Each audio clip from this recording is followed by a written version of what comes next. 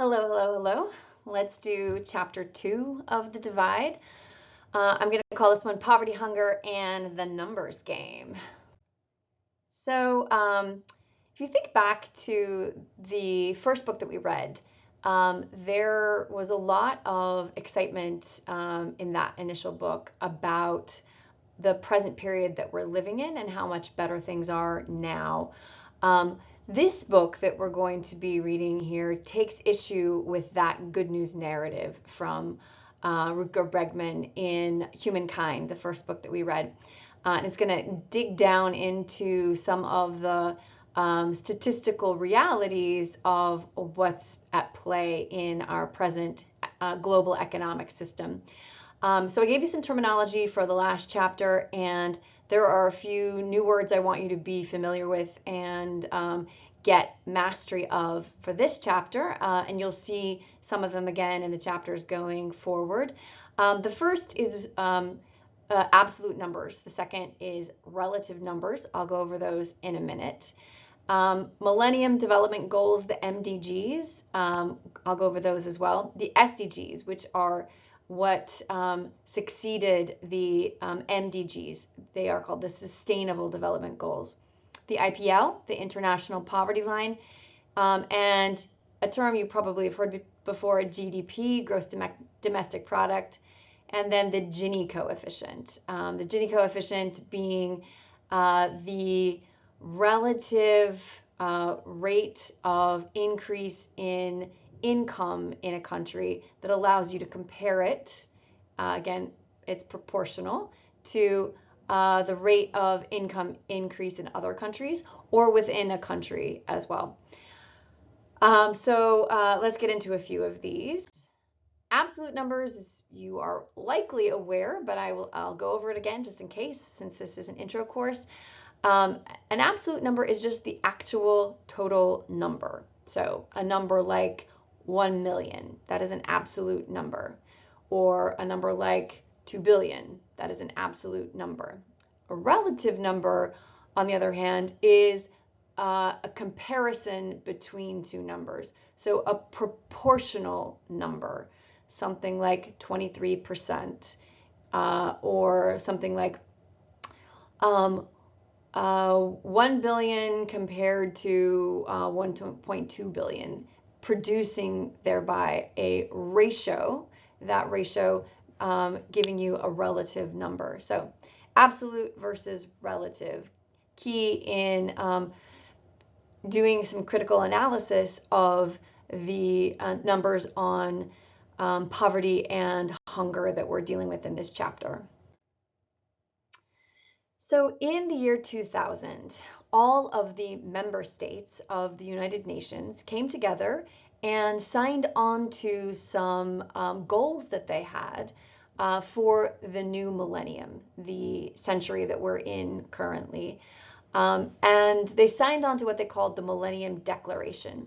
And that declaration said that they were agreeing as a group of countries to cut poverty and hunger in half, to provide universal primary education, to eliminate gender disparities in education, to reduce child mortality by 2/3, to reduce maternal mortality by 3/4, and to reverse the spread of AIDS and malaria.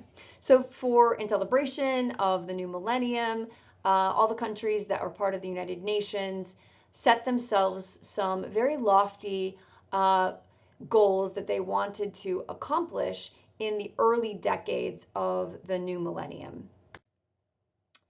The World Bank, for its part, which as you know is an IGO that works in parallel to and in collaboration with the United Nations, but it's not under the auspices of the United Nations. The World Bank, which its goal is to eliminate poverty, it announced in 2000, so the same time of the Millennium Declaration, it announced that the number of poor people in the world had risen from 1.2 billion in 1987 to 1.5 billion in 2000, so that the absolute number of poor people in the world had increased. And then suddenly the very next year, in 2001, under the leader Paul Wolfenson, the World Bank announced that the proportion of people living in poverty had dropped from 29% in 1990 to 23% in 1998. So in 2000, they were telling a story of an increase in poverty. And in 2001, suddenly, they were telling a very different story of a decrease in poverty. And by 2004, they announced that poverty reduction from 1981 to 2001 was twice as successful as they had announced in 2001. So they came up with numbers to show that in just a few years, wow, in fact, we were wrong. Poverty reduction looks even better than we told you a few years ago. Similarly, the United Nations, a collaborator but not the same organization as the World Bank, the United Nations, after it created its Millennium Declaration in 2000 and then subsequently the MDGs, the Millennium Development Goals, it announced in 2012, 3 years prior to its goal date of 2015, that it had succeeded in cutting global poverty in half, and that it had done this on this like quick timeline, that they had been successful 3 years prior to when they had initially planned. And this good news narrative that, wow, suddenly poverty is being rapidly eradicated by the United Nations and the World Bank was wildly popular in the press. And it was also taken up by scholars such as Hans Rosling, who you see here in this image, and whom Rutger Bregman in our first book, Humankind, mentions, and mentions without any critique of him.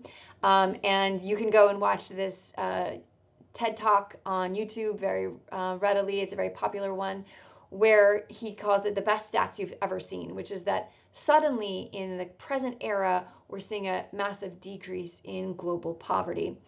And newspapers like The Spectator in the United Kingdom published stories that said things like, see, these poverty rates that are going down so rapidly indicate that we're in a golden age, and that our system of global capitalism and free trade is in fact the only way to reduce poverty, that it is truly the answer to the world's problem of poverty is our system of global capitalism and free trade. Saying this in 2015, at the time that the MDGs, the Millennium Development Goals, were intended to be achieved. So the good news narrative not only is dependent on these World Bank and UN statistics around poverty, but as it uses them, it then reinforces the very system that props up the United Nations and the World Bank, the global system of power and economics that creates those organizations in the first place. So this is, in a sense, a story of a system that is finding numbers to justify itself. So how did this reduction in poverty, this mass jump from 2000 to 2001 and 2004 in the case of the World Bank, and then in case of the United Nations from 2000 to 2012, this success story, how did it come about, these changing numbers? This is a story of statistical sleight of hand. So of calling the same thing, making what you're calling something different by changing the definition of what it is behind the scenes. So the way that they did this was first by shifting to proportional numbers rather than absolute numbers. So rather than saying we are going to cut the number of poor people down from 1.2 billion people to 600 billion people, we're going to have them. Instead, they shifted to a proportional rate that enabled them to claim a success that in fact didn't represent the absolute numbers of poor, because it's proportional now to the total number of people in the world rather than just the total number of poor people in the world. So poor people in relationship to total global population rather than just poor people. So they shifted to proportional numbers. That's one.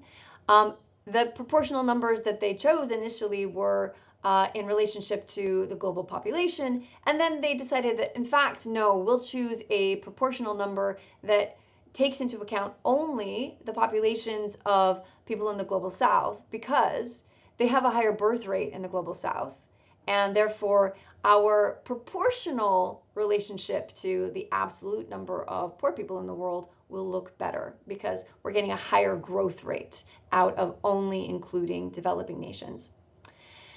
Then they also decided to shift their starting date. They had it from the time of the Millennium Declaration in 2000. And then going forward, they realized, oh, if we tell the story starting in 1990, we actually capture all of the progress that China made on its own in the 1990s that helps us look better as we go forward. So if we include China's success starting in 1990, then our numbers look better, even though initially they had set the goal starting from 2000. So they moved the goalposts back to include China's success. And then they messed with the IPL, which I'll talk about in a minute, the International Poverty Line. They did this by rebasing the purchasing power in order to be able to say that people could subsist on a level that in reality they couldn't. So they just changed the definition of what they were calling poverty by lowering the numbers. Okay, so let's get into some of the specifics on these. So for the United Nations in particular, they initially in 1996, before the Millennium Declaration, they had a very lofty goal of food security for all people, entire eradication of hunger. They really lowered the bar by 2000 with the Millennium Declaration goal by saying that in fact they were going to only deal with fewer, not a total eradication of something like hunger. So they still, though, had a goal of reducing absolute numbers of poor people to 836 million fewer poor people. A year later, when they set up the specific MDGs, they laid them out, they changed from an absolute number that they had in 2000 to a proportional number. So the number of the world's poor in relationship to the growing world population. And this then allowed them to suddenly look like they were reducing poverty when in fact, if you compare it to their first goal, they only said they were going to have 669 fewer poor people, when initially they had set a goal of 836 million fewer poor people. Then the MDGs changed again. And they, as I mentioned a minute ago, they not only changed it from proportion, but also then to proportion in relationship to the growth rate of only developing countries, not the rest of the world, where growth rates are not as rapid. And then again, they moved that starting date back to 1990.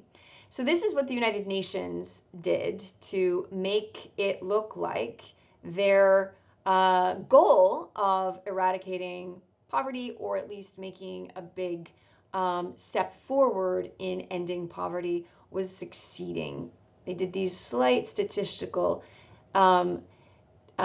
tricks that made it look like they were having success.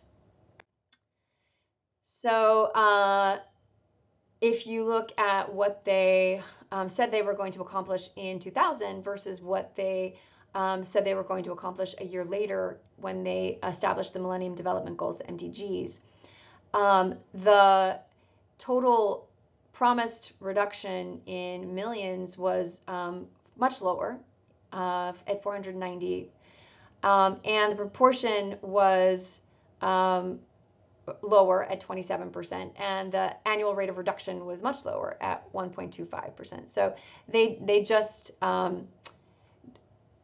toned down their what they said they were going to accomplish in the next year in order to enable greater success. Okay, so the IPL, International Poverty Line, this was created by the World Bank, by an economist named Martin Revellion for the World Bank. And in 1990, before the Millennium Development Goals, it was set initially at $1.02 per day, $1.02 per day. The idea being that people in the very poorest of countries could potentially subsist on $1.02 per day. They could be just this base level of getting by, not slipping into death through hunger or other, similarly related problems of poverty. So anybody living below this line was considered extremely poor, and anyone living above this line, $1.02 per day in 1990, was considered around the world to be not a worry because they weren't technically poor. And then over the course of the subsequent years, 2000, 2008, 2015, and again 2022, they changed this number by rebasing it on what's called the PPP, the Purchasing Power Parity, which is a statistic established in the United States, which has a general sense of what you can buy with your money, so how much your money is worth in a given year. So the International Poverty Line was based on purchasing power parity in the United States and then applied more broadly around the world. And the changes that they've made to this line at which they count someone poor or not poor, the World Bank, have, as they have changed them from year to year, it's in fact set the bar lower and lower in terms of, in reality, what people can actually purchase with the money that they are calling poor or not poor. So every time the World Bank has recalculated this number and reestablished the line at which someone's considered poor or not poor, they have actually dropped it in ways that seem to reduce the number of people that are poor, but in fact don't capture the number of people who are struggling, because they just essentially change the definition of poverty by making what you can purchase lower and lower and still calling that not poor. So it makes it look as if poverty is improving, but the real experience of everyday life of people living at this rate is the rate in fact doesn't reflect what is experienced as real poverty. So let me give you some examples of that from the book. So by the World Bank's stat, the IPL, in Sri Lanka in 1990, Sri Lanka is a little island off the coast of India, well, big island off the coast of India. According to the World Bank, only 4% of the country was living in poverty in 1990. But by the Sri Lankan government's own statistics, and think about this for a minute, this is the government that's reporting on its own poverty, so they don't have a huge incentive to over-report poverty in their own country, right? By their own statistics, 40% of people were living in poverty, according to the Sri Lankan government, whereas the World Bank said 4% of that country was living in poverty. Similarly, in Mexico in 2010, the World Bank said 5% of the country was living in poverty, whereas the Mexican government said 46% of its own people were living in poverty, according to their standards. And in India, 300 million people were living in poverty in 2011, according to the IPL, according to the World Bank. Whereas this isn't government stats, but this is an empirical study that was done in that same year that found, in fact, more than double the number that the IPL would have claimed of poor people living in the country. So the IPL is not, it's not just that critics don't like it overall. It's that when you actually compare it to the realities in any given place, it doesn't match up with what people on the ground are saying is the experience of poverty, and the number of people who are in poverty. So to give a little bit more detail to that, in the book, Jason Hickel notes that according to the IPL's 2015 definition of poverty, by that definition, in India, a child living at that level has a 60% chance of being underweight.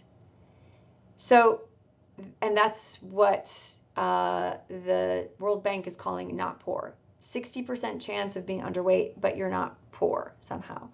And in Niger, in sub-Saharan Africa, babies who are actually born above the IPL, so they're not considered to be poor, they are still facing an infant mortality rate 3 times higher than the global average.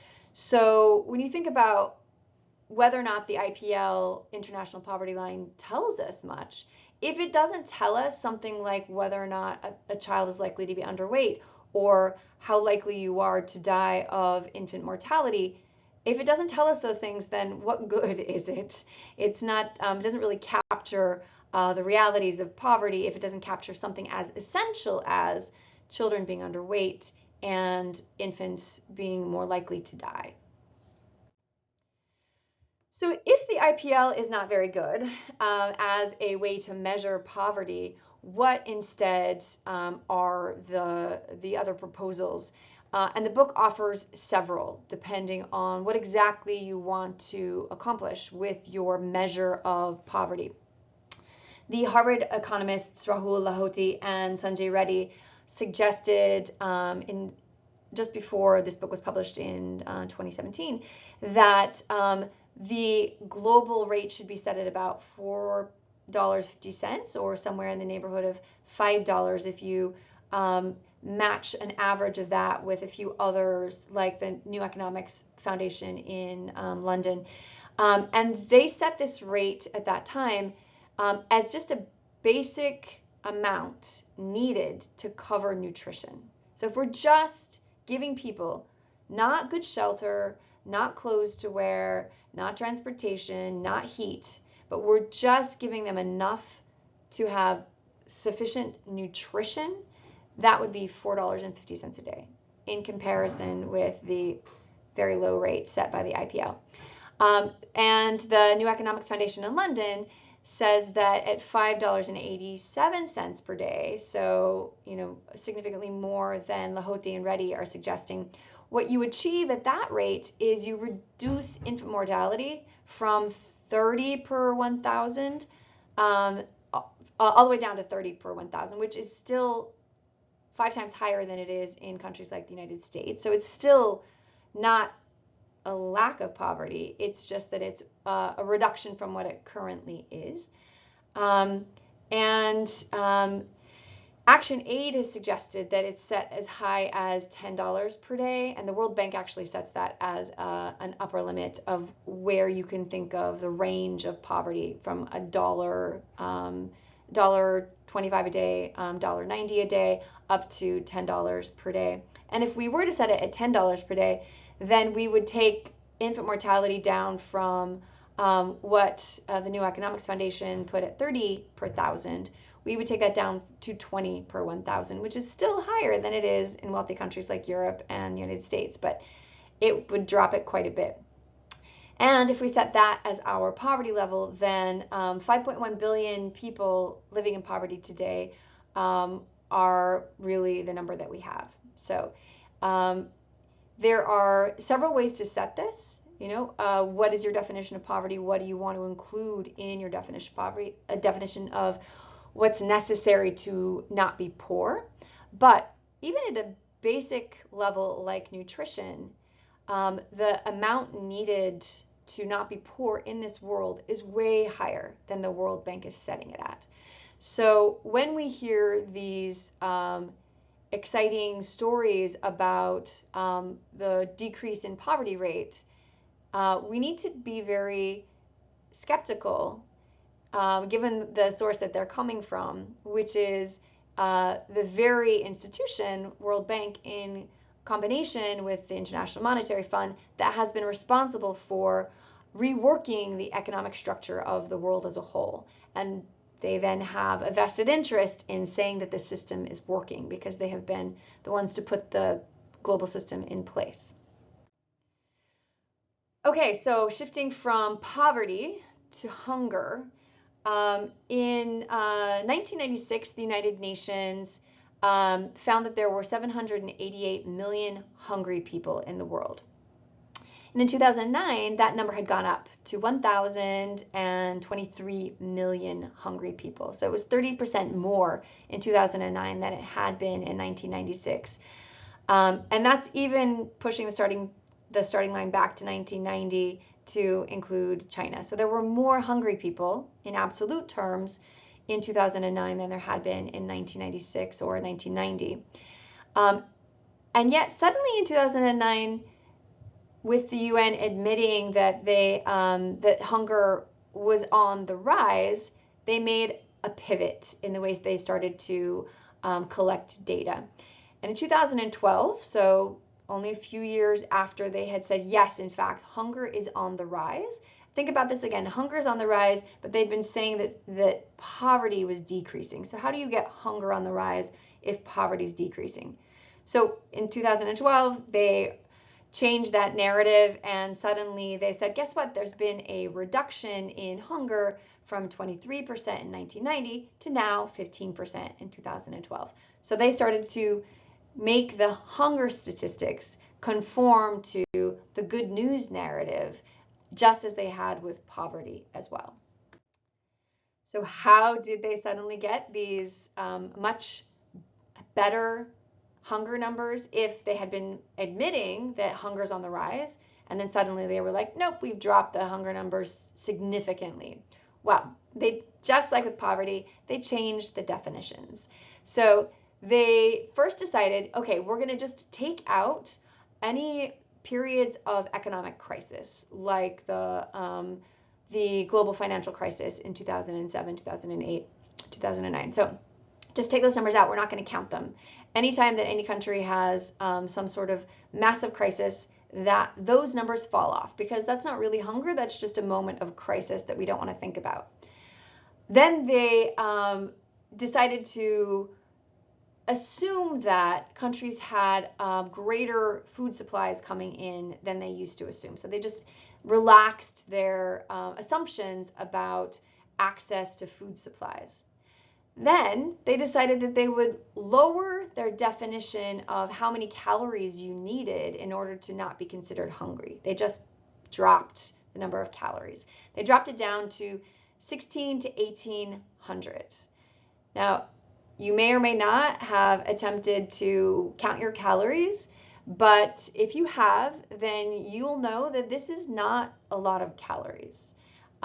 This would be an amount that many Americans could actually lose weight on if they were to eat this many calories per day. So this is low calorie count. And then when you add to that the fact, as we'll talk about in a minute, that most people who are poor don't live the sedentary lifestyles of Americans, this is rather shocking.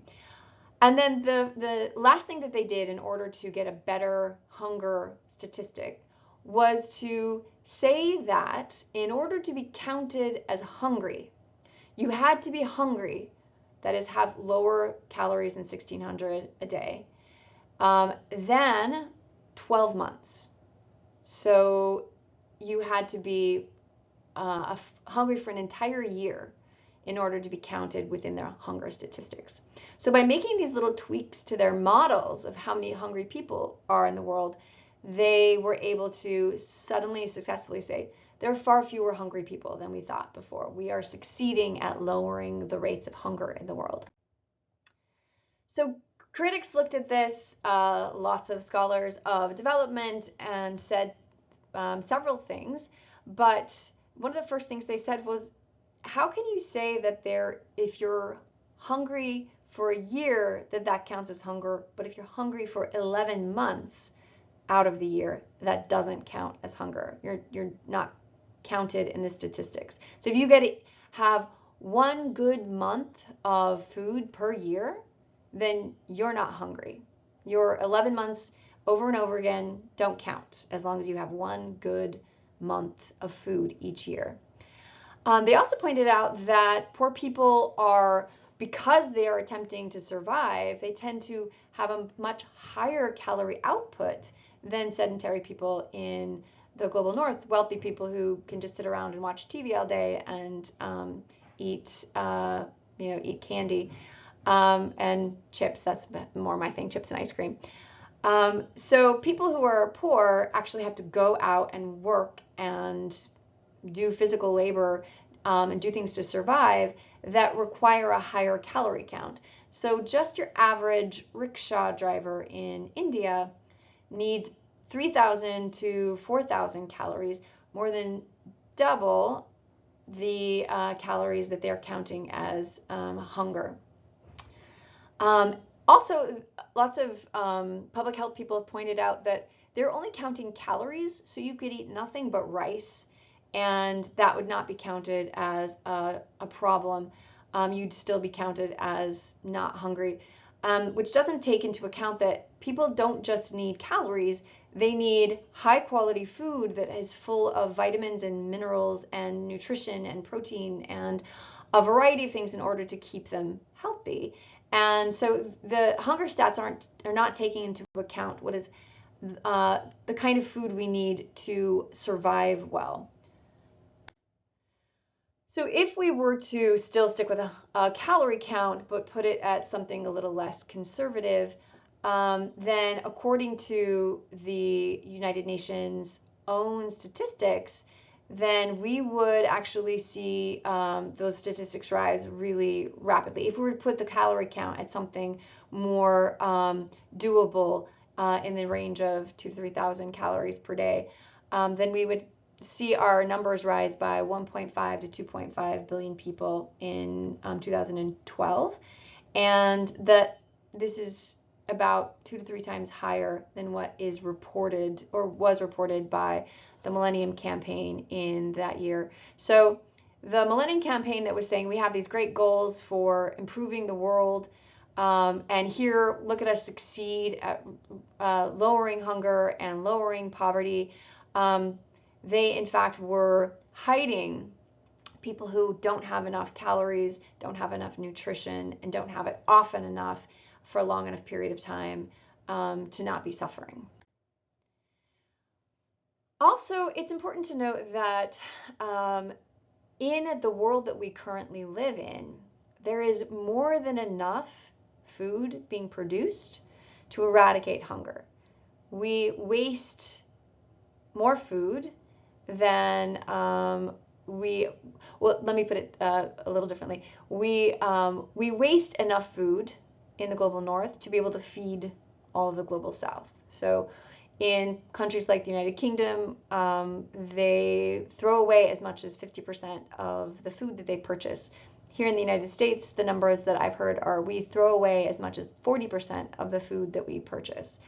And that's not the only reason why that sort of the glut of what's available for purchase, the cheapness of food in the United States and the United Kingdom versus the rest of the world. Not to say it feels cheap to everyone here, but just that in comparison to how much it costs elsewhere around the world. That's not the only reason why we don't have the food distribution that we need in countries in the global south, but that's part of it. It's that our economies and our trade are focused on over providing in wealthy countries and underserving poorer countries. And we have to think about this in moral terms, right? We have the capability, with how much we produce in the world today to have no hunger whatsoever. That's entirely possible. It's just that we organize our system such that we don't accomplish that. And then we use statistics to hide that fact. So, okay, all this bad news about hunger and poverty in the world not looking as rosy as the good news narrative would have it. But is there actually good news? And there is. The good news that we should be very happy about is the fact that child mortality has declined by more than 50%, and maternal mortality has declined by more than 45% since 1990. HIV and malaria rates are declining. They haven't reached UN targets, but they are in fact declining and declining significantly. So why is it that if poverty is not going down and if hunger is increasing, if we're not solving those two things, how is it that we're getting better infant mortality and maternal mortality, and we're getting a decrease in HIV and malaria deaths? And the answer to that is public health measures, and particularly with child mortality, we are our global vaccination campaigns have been extremely successful at lowering child mortality. So by rolling out very effective public health campaigns around the world, making sure to vaccinate children against things like polio and measles and mumps and rubella and typhoid and etc. on and on, we have been able to make rapid gains at the same time that we're not actually succeeding in keeping those children well fed. So we're keeping them from dying from diseases through vaccination campaigns, but we're not able to keep them from being hungry or from living in poverty at lower rates that we would want to see. So just an interesting point to note that you can have some better health statistics that don't in fact tie directly to poverty if you address them separately. And so you can help people stay alive separately than addressing their poverty or even their hunger to some extent. Okay, so overall, what is it that this chapter has to offer us as a thought in relationship to being critical thinkers in particular? The story that we need to note here is that narratives about the global system that are created by those who set in place and control the global system are going to be self-serving. And they are then, if they're not looked at critically by the press, then we get sort of inculcated with these good news narratives in ways that make us believe that the world is improving at a more rapid rate than it actually is. So overall, if I were going to summarize the central argument of this chapter, I would say something like stories told by those in control about themselves should be looked at highly critically. So in particular, as critical thinkers, what I would hope that you would note here is not that you should disbelieve statistics. Statistics are, in fact, an important way to understand the world, certain aspects of the world. Not everything can be understood through statistics by any means, but statistics are only as good as the people who put them together, and that we need to be highly critical before we buy into any statistic that we read. So just like when you see something in the news that says scientists say that, and I've suggested you should be careful to not buy into that immediately. Similarly with a statistic, you see something announced in the news like poverty rates are dropping, poverty rates are looking better than ever. You need to go and check and see what experts who are critics of those numbers have to say, and whether or not they have valid critiques of those numbers. So note that Jason Hickel is not drawing on his own critiques of these numbers. He's drawing from many other scholars and organizations, putting together a shared critique of these numbers of the Millennium Development Goals, the Sustainable Development Goals, the International Poverty Line, and the hunger stats put out by the FAO. So don't buy into statistics until you dig a little deeper and read some critiques of those statistics to try and understand whether or not they are actually showing you what they purport to show you. Okay, so that's it for this chapter. Good luck on your quiz and see you for the next chapter.